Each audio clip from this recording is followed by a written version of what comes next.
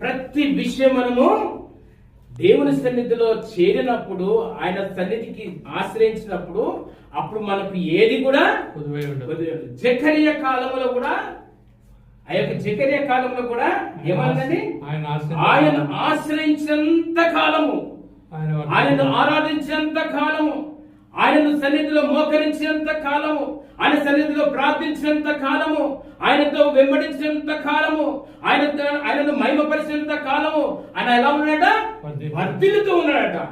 ఒకవేళ కనుక నువ్వు ఆపినావు అనుకోండి, ఇక నాకు చాలు, నేను బాగా సంపాదించుకున్నాను, ఒక 2 కార్లు ఉన్నాయి, నా కుమారుడు తినేంత బ్యాంక్ బ్యాలెన్స్ ఉంది, ఒక 100 ఎకరాల జాగు ఉంది, ఇక చాలు, నేను కాలు వేసుకొని కూర్చుంటా, దేవుడు వద్దు ఎవడొద్దు అనుకున్నాను అనుకోండి, అది ఎంతకాలం ఉంటుంది? నువ్వు చూస్తుండగానే ఒక్కొక్కటి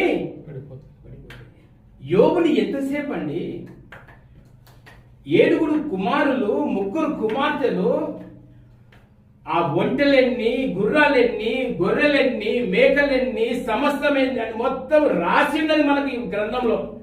ఒకరి తర్వాత ఒకరు వచ్చి చెప్తున్నారు, నీ గొర్రెలన్నీ చనిపోయినాయి, నీ గాడిదలన్నీ చనిపోయినాయి, నీ ఒంటెలన్నీ చనిపోయినాయి, నీ ఆస్తి అంతా పోయింది, నీ రాజ్యం అంతా కూలిపోయింది, నీ మనుషులంతా చనిపోయినారని ఒకరి తర్వాత ఒకరు వచ్చి నీకు చెప్తు, ఆ యొక్క యోబుకు చెప్తూనే ఉన్నారు. సంవత్సరాలు పట్టిందా?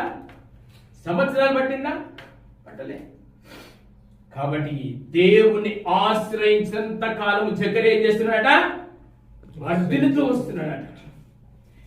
మనమే కాదు, మన కుమారులకు కూడా మన పితరుల విషయాన్ని ఎప్పటికీ చెప్పాలి.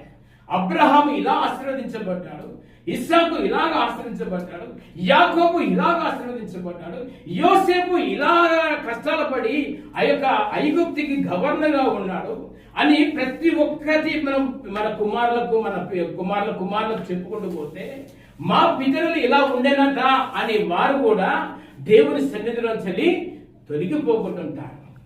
ప్రతి విషయము, కష్టము, బాధ వచ్చినప్పుడు ఆ రోజులలో ఎలాగైతే దేవుని ఆశ్రయించారో, మనం చెప్పిన మాటలు వారి హృదయంలో ఉన్నట్టేదంటే, వారి యొక్క జ్ఞాపకం ఉన్నట్టేదంటే, వారు కూడా కష్టం వచ్చినప్పుడు దేవుణ్ణి ఆశ్రయిస్తారట. మనము కూడా ఎప్పుడైతే కష్టం కలిగిందో, బాధ కలిగిందో, మన కుటుంబంలో ఒకరికొకరు చర్చించుకొని, భార్య భర్తనే కావచ్చు, సమయం వచ్చినప్పుడు కుమార్తెనే కావచ్చు, పిలుచుకొని జరిగినటువంటి సంఘటనలను తెలుసుకొని చెప్పి దేవుని ఆశ్రయించడం